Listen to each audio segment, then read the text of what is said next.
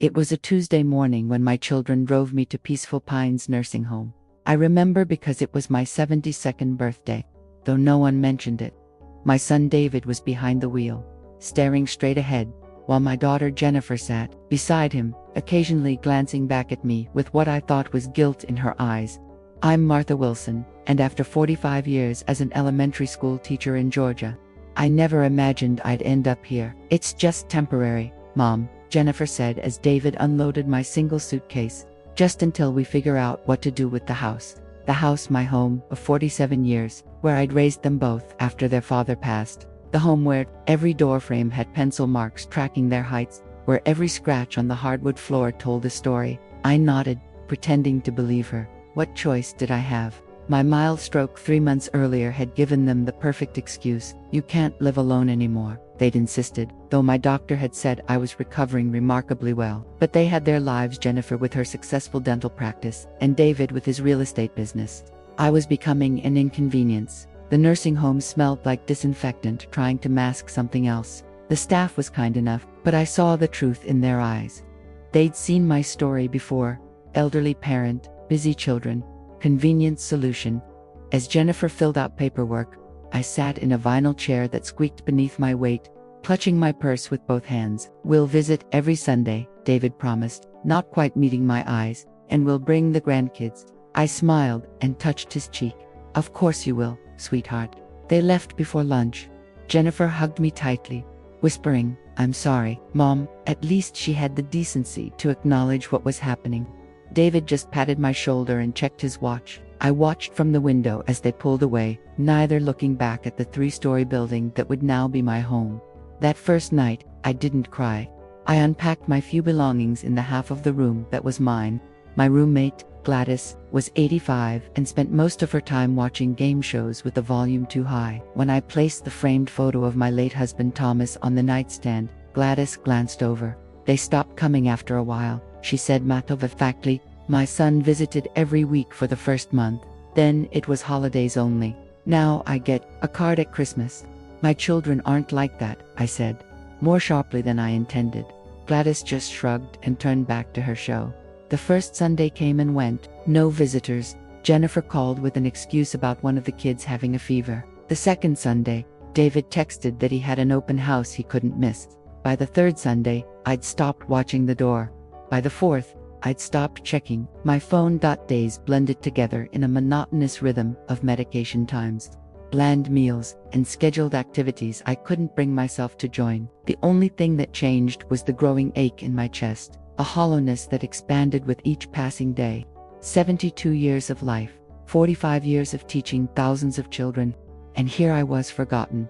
One night, I lay awake listening to Gladys's soft snoring. The digital clock read 3:33 a.m., that strange hour when the world feels suspended between yesterday and tomorrow. I thought about my house sitting empty. I thought about the safety deposit box at First Georgia Bank that my children knew nothing about. I thought about the will my lawyer had helped me prepare just before my stroke, the will that would surprise everyone. I have nothing left, I whispered into the darkness. They've taken my home, my dignity, my family. And then, in that quiet room with its institutional curtains and antiseptic smell, something changed. I felt a presence so real, so tangible, that I turned my head, expecting to see someone sitting in the chair beside my bed. There was no one there, not that my eyes could see, but I felt it. Warmth spread through my chest, replacing the hollow ache that had lived there for weeks. You are not forgotten, a voice whispered, not in my ears but somewhere deeper, somewhere inside me. I see you, Martha. I wasn't frightened. Instead, tears filled my eyes, not tears of sadness, but of relief. In that moment, I knew I wasn't alone. Jesus was sitting with me in that sterile room, in that lonely hour. They've abandoned me, I whispered. I never will, came the reply, as clear as if someone had spoken aloud. I reached out my hand in the darkness, and though I touched nothing physical, I felt a connection so profound that my entire body trembled with it. For the first time since arriving at Peaceful Pines, I felt peace, not resignation, not acceptance, but genuine peace. The next morning, I got up before the aide came to check on me. I dressed myself carefully in my best outfit, a simple blue dress I'd worn to my retirement party. I styled my hair and applied a touch of lipstick. When Nurse Brenda came in, her eyebrows rose in surprise. "Well, look at you, Mrs. Wilson. Special occasion today." I smiled. "Yes, I'm reclaiming my life. 42 days. That's how long I'd been at Peaceful Pines when I finally used the phone at the nurse's station to call my old friend and attorney, Richard Simmons. We'd worked together at the school board for years before he opened his private practice. When he heard my voice, his warm response made me realize how much I'd missed genuine human connection. "Martha, I've been worried sick about you. I went by your house last week and it was empty. Your neighbor said your kids moved you to a nursing home." I swallowed hard against the lump in my throat. Peaceful Pines. It's been over a month, Richard. They visited once. His silence spoke volumes. When he finally responded, his voice was tight with controlled anger. "The house. Jennifer mentioned something about putting it on the market. David's a realtor now, so I assume he's handling it."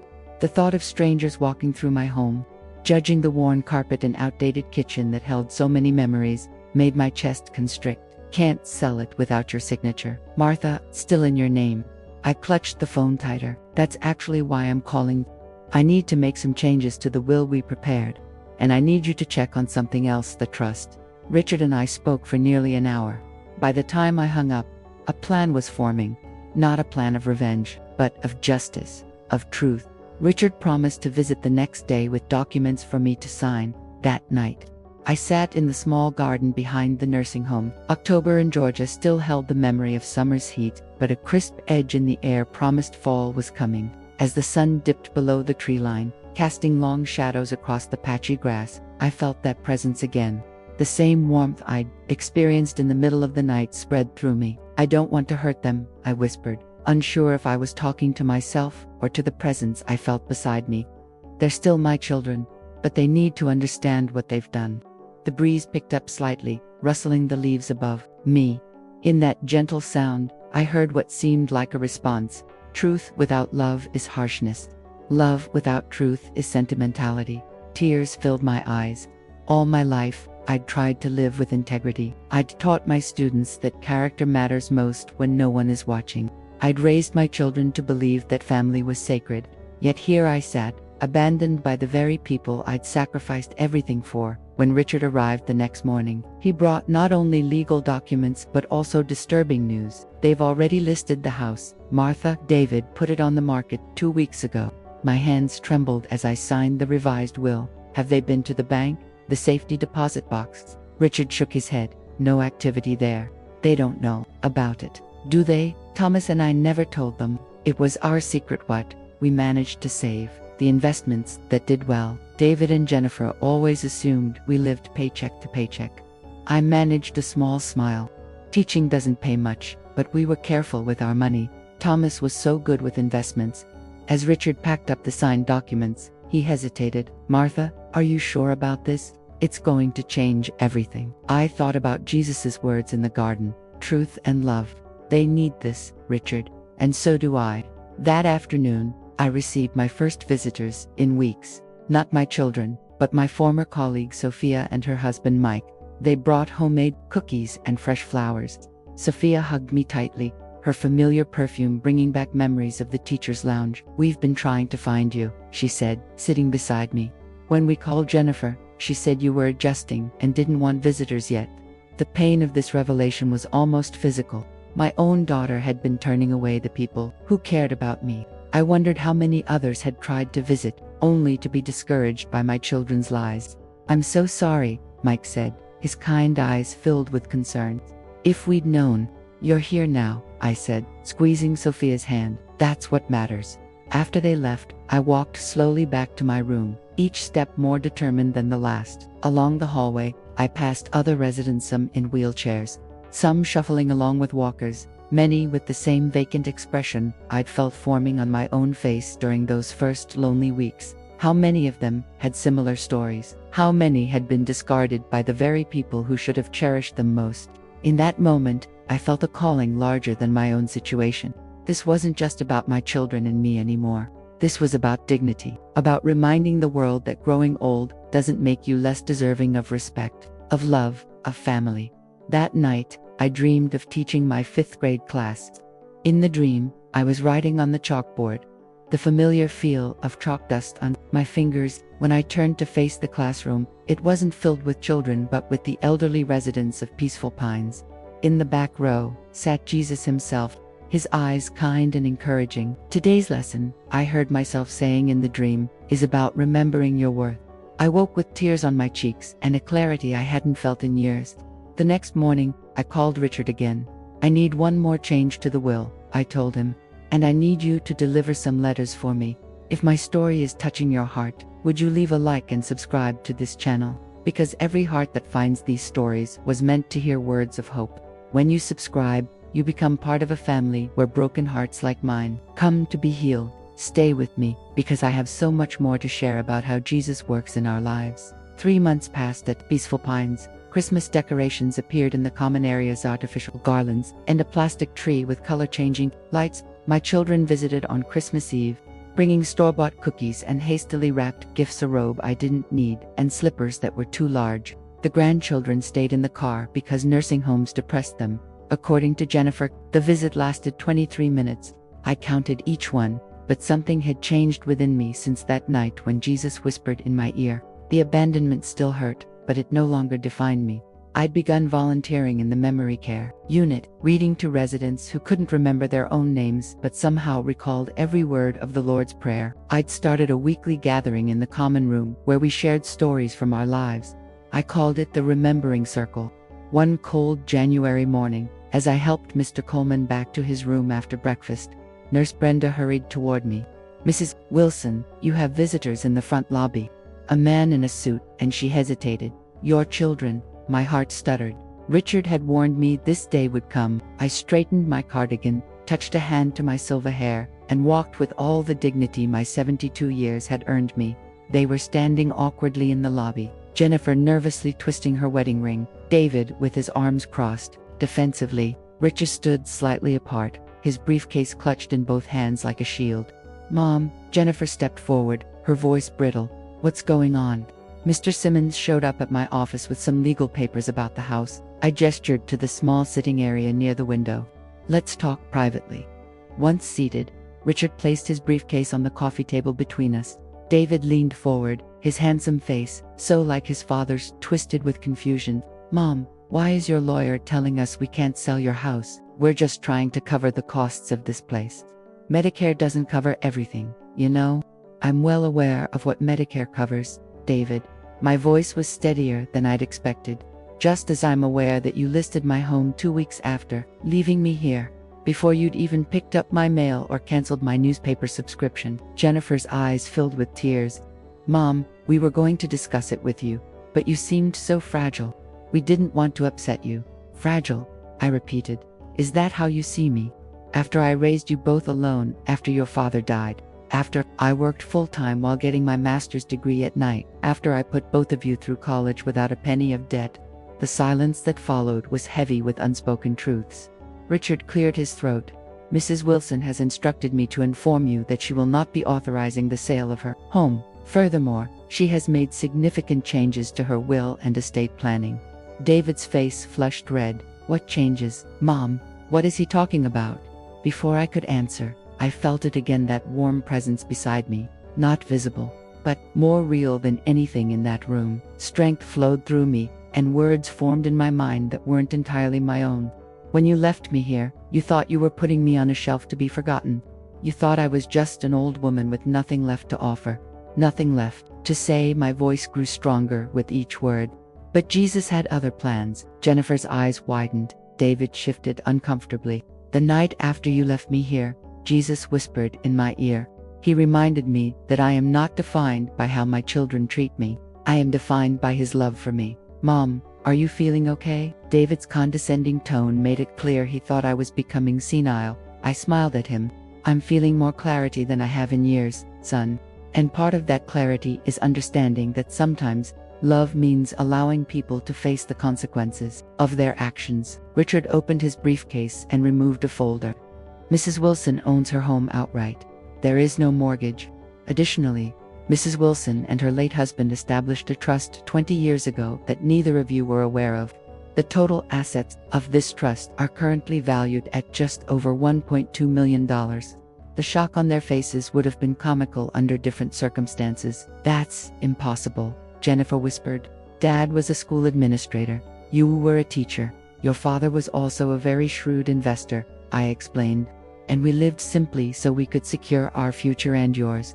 David's expression changed rapidly from shock to calculation. I could almost see the dollar signs reflecting in his eyes. "So you're actually ... wealthy?" "The trust was originally set up with both of you as beneficiaries," Richard continued. "However, as of last week, Mrs. Wilson has redirected the majority of these assets." "Redirected?" Jennifer's voice rose. "You can't do that. That's our inheritance." The familiar warmth intensified beside me, and I felt a gentle pressure on my shoulder, like a supportive hand.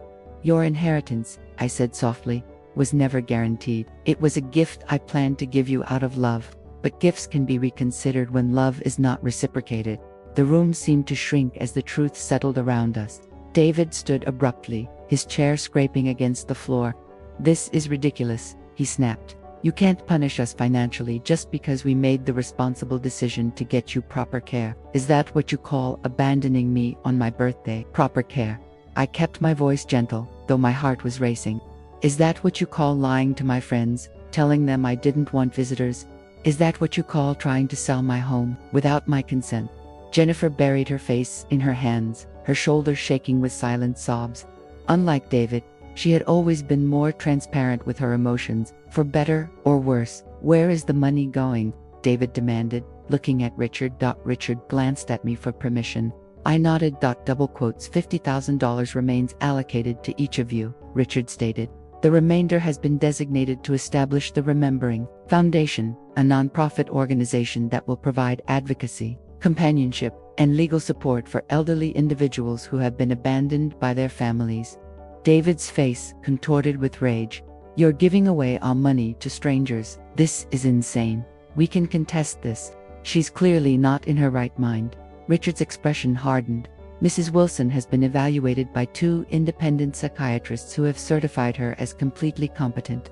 Additionally, I have documented evidence of your abandonment and your attempt to sell her property without consent. I strongly advise against any legal challenge." Jennifer finally looked up, her mascara streaked down her cheeks. "Mom, please, we can fix this. We made a mistake. We'll bring you home. We'll take care of you." For a moment, my resolve wavered. This was my daughter, my little girl who once brought me dandelion bouquets and homemade Mother's Day cards. But then I remembered the 42 days of silence. The Christmas visit that lasted 23 minutes. The grandchildren kept in the car like I was something shameful. "This isn't about punishing you," I said, reaching out to touch her hand. She flinched away. "This is about standing up for what's right. Not just for me, but for everyone in this building and places like it across the country." David scoffed. "So you're some kind of elderly rights activist now? This is about the money." "Mom, don't pretend it's not." The warmth beside me intensified, and in my mind, I heard those words again. "Truth without love is harshness. Love without truth is sentimentality." "David, when was the last time you asked me how I was feeling? When was the last time you called, just to talk? When was the last time you remembered that I'm not just your mother, but a person with hopes and feelings and dignity?" His silence was answer enough. "I'm leaving Peaceful Pines," I announced. "Richard has helped me find a lovely apartment near Sophia and Mike. I'll be moving next week." "With what money?" David demanded.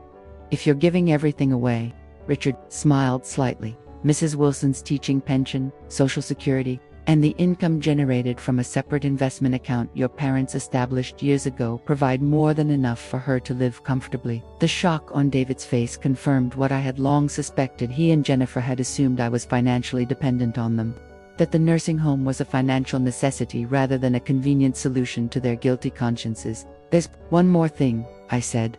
"Richard, the envelope, please." Richard handed me a large manila envelope. I opened it and removed several sheets of paper. "These are letters," I explained, "from residents here at Peaceful Pines. People like me, who were left by their families and told it was for their own good. People who sit by windows waiting for visitors who never come. People who die alone because their children are too busy to say goodbye." I handed a letter to each of my children. I've asked each resident to write down what they wish their family knew, what they wish they could say if someone would listen. I'd like you to read them. Jennifer took her letter with trembling hands. David reluctantly accepted his, though he made no move to open it. "This isn't fair," Jennifer whispered. "No," I agreed. "None of this is fair.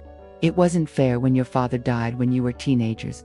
It wasn't fair that I had to be both parents to you. It wasn't fair that after giving you everything I had, you left me in this place without a backward glance." As if on cue, an elderly woman in a wheelchair rolled past the lobby, her gnarled hands pushing the wheels with determination, her eyes fixed on the door as if expecting someone to walk through it at any moment. "Mrs. Cooper's son promised to visit today," I explained. "He hasn't been here in 7 months, but she gets ready every Saturday just in case this is the day he remembers she exists." David followed my gaze, his expression softening slightly before he caught himself and hardened again. "So that's it. You're punishing us forever because we made one mistake." I shook my head. "I'm not punishing you at all. I'm teaching you the same lesson I taught my 5th graders for 45 years. Actions have consequences. Choices matter. Character is revealed not in what we say, but in what we do when we think no one is watching." I stood, smoothing my skirt. "I love you both. That has never changed and never will. But love doesn't mean allowing harmful behavior to continue without consequences." Jennifer's quiet voice broke the silence. Can we still see you after you move?" 3 years have passed since that day in the lobby of Peaceful Pines. The Remembering Foundation now operates in 7 states, with plans to expand nationally. We've helped hundreds of elderly Americans reclaim their dignity, their legal rights, and in some cases, reconnect with families who had forgotten the meaning of that word. My relationship with my children has been a journey of painful honesty and slow healing. David initially refused to speak to me for 6 months. Jennifer made tentative efforts, awkward Sunday lunches where neither of us knew quite what to say. But time has a way of softening even the hardest edges of hurt. Last Christmas, something remarkable happened. I hosted dinner at my apartment, nothing fancy, just a small turkey and my mother's cornbread dressing recipe. David came with his wife and children. Jennifer arrived with a homemade pie and tears in her eyes. "I read an article about the Remembering Foundation," she said as she helped me in the kitchen. "About how you personally visit nursing homes to find people who've been abandoned. About how you help them reconnect with their sense of purpose." I nodded, unsure where this was leading. "One of my patients mentioned it," she continued. "Jennifer's dental practice had grown over the years. She volunteers with you. She said you changed her life when you told her that aging doesn't make her invisible." "Betty Anderson," I smiled. "She reads poetry to residents who can't read anymore. She has such a beautiful voice." Jennifer wiped away a tear. "I'm so ashamed, Mom. Not just about what we did, but that it took losing the inheritance to make us see what we'd done." I took her hands in mine. "It was never about the money, Jen. It was about recognizing that every person has value that transcends utility. Your father and I tried to teach you that, but sometimes lessons have to be lived to be truly learned." In the living room, I could hear David laughing with his children as they played a board game. It was a sound I had missed more than I could express. "Jesus whispered in my ear that night at Peaceful Pines," I told Jennifer. "He told me I wasn't forgotten, that there was purpose in my pain. I never imagined it would lead to all this too, helping so many people find their voice again." Jennifer squeezed my hands. "I think maybe he's been whispering to me too, Mom, reminding me of who I was raised to be." Later that evening, as we sat around the table sharing memories and making new ones, I felt that familiar warmth again. The presence that had sustained me through my darkest hours was there in the midst of this healing, in the laughter of my grandchildren, in the tentative new connection with my children, in the knowledge that hundreds of elderly Americans were sleeping better tonight because of what we'd built from the ashes of abandonment. If my story spoke to you, would you share it with someone who needs to hear it? Maybe someone in your family is going through something similar. If my story touched your heart, comment amen so Jesus can see it too. Would you also leave a like? It helps other hurting hearts find these stories. And if you want to hear more stories like mine, subscribe and ring that bell. You're not alone anymore. This is our spiritual family now. Remember, Jesus sees you even when others look away. He remembers you even when the world forgets. And sometimes, He turns our deepest wounds into our greatest purpose.